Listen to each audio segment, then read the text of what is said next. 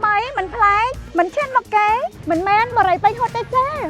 គឺត្រៀមនឹងបាក់លក់មកផ្ទះថ្មីមួយទៀតគឺ Soho Modern ជាមួយនឹង promotion 8លា8សំណាងនៅក្នុងកម្មវិធី Privilege Deal ប្រចាំខែសីហា Soho Modern មិនត្រឹមតែជាផ្ទះថ្មីដ៏កក់ក្ដៅប៉ុណ្ណោះទេប៉ុន្តែជាកន្លែងដែលបង្កើតនូវប្រាក់ចំណូលរបស់ម្ចាស់ផ្ទះបានយ៉ាងវៃឆ្លាតតែម្ដងជាជម្រើសដ៏ល្អឥតខ្ចោះសម្រាប់បងជាម្ចាស់អាជីវកម្មនិង freelancer ដែលស្ថិតនៅក្នុងគម្រោងពាណិជ្ជកម្មដ៏ល្បី The Star Platinum Eco Sunrise នឹងមានចរន្តផ្លូវ UR បន្ទាប់ពីការតភ្ជាប់និងដាក់ដំណើរការស្ពានព្រៃប្រាចាក់អង្រែក្រោមតិចលើថាមកផ្ទះថ្មីហើយអាចរកចំណូលបានភ្លាមៗទៀតគិតថាតម្លៃថ្លៃអីទៅបងតោះកុំតន់គិតនិងបារម្ភអីទាំងអស់